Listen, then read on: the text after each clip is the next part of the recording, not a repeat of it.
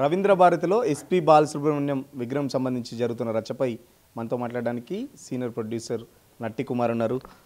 Sir చెప్పండి, ఏంటి SP Balasubrahmanyam విగ్రహం గురించి రచ్చ నడుస్తుంది? అసలు ఇండస్ట్రీ అసలు పట్టించుకున్న పాపాన పోవట్లేదు. అసలు ఇండస్ట్రీ బాలసుబ్రహ్మణ్యం మర్చిపోయిందా? ఏం చెప్తారు? ఇప్పుడు ఇండస్ట్రీకి 100 ప్రాబ్లమ్స్ ఉన్నాయి.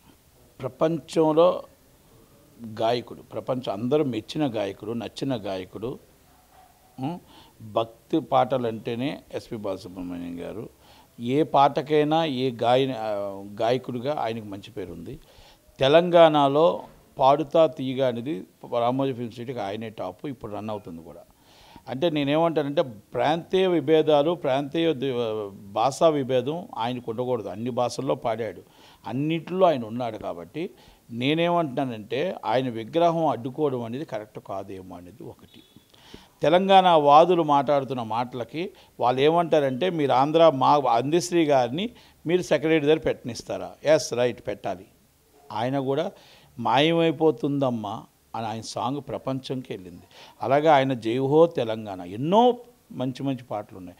కనుక ఆయన్ని పెట్టడానికి మీరు ప్రయత్నం చేయండి, అందరం సపోర్ట్ చేయాల్సిన బాధ్యత ఉంది. ఎందుకంటే ఇక్కడ నేనేమంటే, మనం తెలుగు రాష్ట్రాలు 2 విడిపోయాం, అన్నదమ్ములుగా కలిసి ఉంటాం. మనం తెలుగు వాళ్ళమే, అందరం అన్నదమ్ములుగా కలిసి ఉంటాం.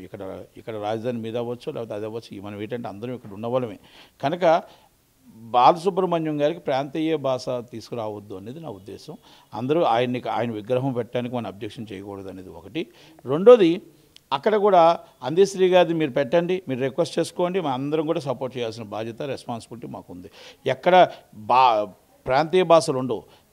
గీతానికి పాడిన వాళ్ళకి, రచయితలకి, కవులకి, కళాకారులకి వాళ్ళకి ఇక్కడ ప్రాంతీయ భాష ఉండదు. ఎందుకంటే వాళ్ళు ఎక్కడైనా ప్రపంచంలో ఆ సాంగ్ వెళ్తున్నప్పుడు దానికి అందుకెళ్ళి మన భాష అనేది తీసుకురాకూడదు.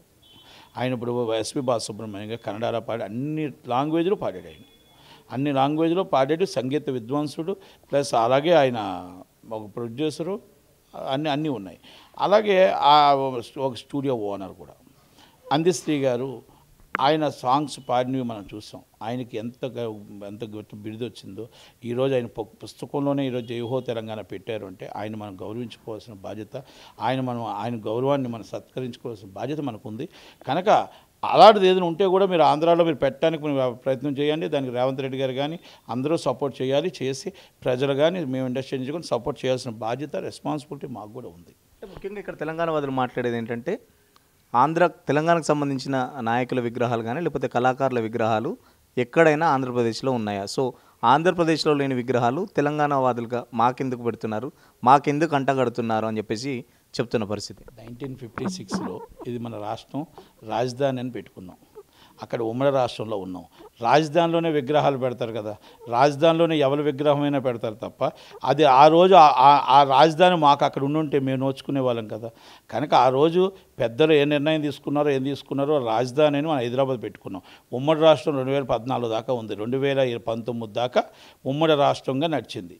ఉమ్మడి రాష్ట్రంగా 2019 దాకా నడిచింది. 10 సంవత్సరాలు కదా, 2024 దాకా ఉమ్మడి రాష్ట్రంగా నడిచింది. ఉమ్మడి రాష్ట్రంలో ఉండేటప్పుడు మన విగ్రహాలు ఇక్కడ మన రాజధానిలో పెట్టకపోతే ఎక్కడ పెడతారు? ఒక పెద్ద మనసుతో మీరు ఆలోచించండి.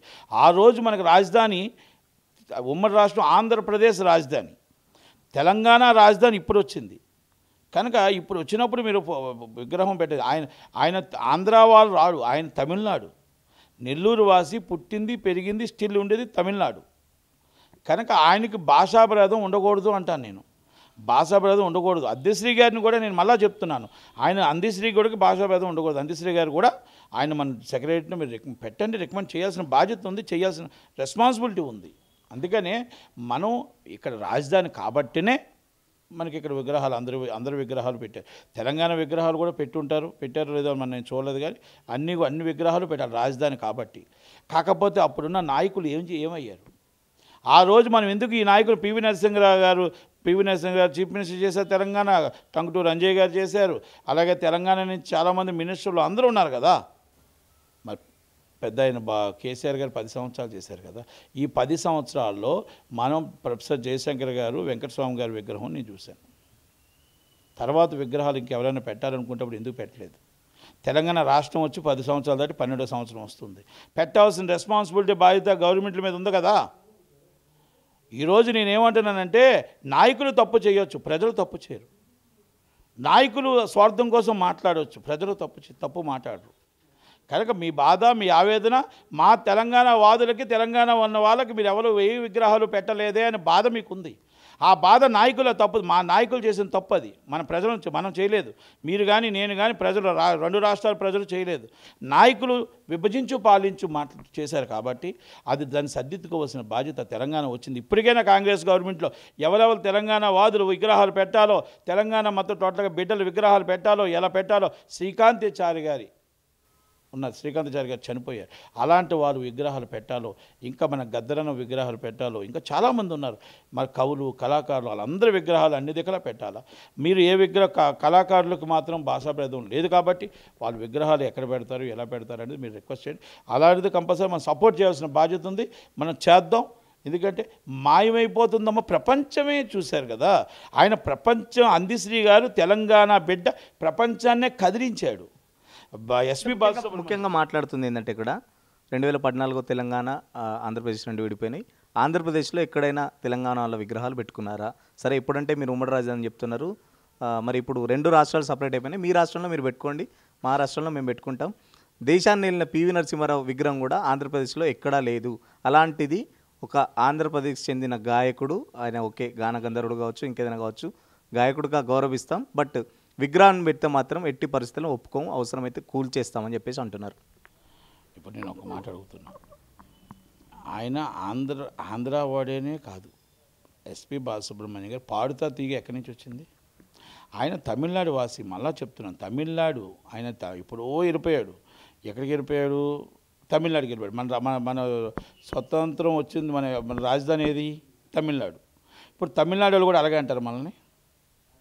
మన రాజధాని తమిళనాడు, తమిళనాడు తర్వాత కర్నూలు తర్వాత ఉమ్మడి రాజధాని ఇది మన హైదరాబాద్. మరి అది అలాగే అంటారా? మనం ఒక్కసారి ఆలోచించుకోవాలి, ఇవన్నీ ఆలోచించి చేయాలి. కానీ ఇప్పుడు ఆవేశాలు పనికిరాదు.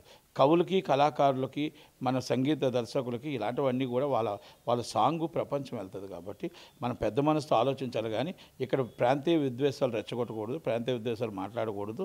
నేను అలాగే గద్దర్ గారిని కానీ, మన గద్దర్ గారిని గౌరవిస్తాం, అలాగే అందశ్రీ గారిని గౌరవిస్తాం. అందశ్రీ గారిని కానీ ఎవరు విగ్రహాలు పెట్టలేదంటే ఎవరు ప్రోత్సహించలేదేమో, ఎవరు మాట్లాడలేదేమో. మరి తెలంగాణలో ఎన్ని విగ్రహాలు పెట్టారు మీరు 10 సంవత్సరాల్లోని? ఒక్కసారి ఆలోచించండి. ఇప్పుడు నేనేమంటానంటే మన విగ్రహాలు అక్కడ కూడా పెట్టారంటే, ఇక్కడ కూడా పెట్టారంటే ఎవరైనా అబ్జెక్షన్ చేస్తే అప్పుడు మాట్లాడవచ్చు. మనం పెట్టలేదు కదా, ఎవరు పెట్టలేదు కదా. ఈ నాయకులు ఎవరి స్వార్థం వాళ్ళు చూసుకుంటున్నారు. కనుక దాంట్లో మనం ఏంటంటే ఎవరు ఎస్పీ బాలసుబ్రహ్మణ్యం గారు దాని మీద ఎట్టి పరిస్థితుల్లో కాంట్రవర్షియల్ కాకుండా స్మూత్గా వెళ్ళాలని నా ఉద్దేశం. అంతే. Thank you very much. అంటే ఇప్పటికిప్పుడు మళ్ళీ విగ్రహం పెడితే కూల్చేస్తా అంటున్నారు. ప్రభుత్వం అయితే పెట్టడానికి రెడీగా ఉంది. దానికి సంబంధించి తెలంగాణ వాళ్ళు మాత్రం చాలా సీరియస్గా అపోజ్ చేస్తున్నారు. ఇప్పటి వరకు దీనికి సంబంధించి ఇండస్ట్రీ పెద్దలు కానీ, అటు మ్యూజిక్ ఇండస్ట్రీకి సంబంధించి మాత్రం ఎవరు దీనికి సంబంధించి మాట్లాడలేదు.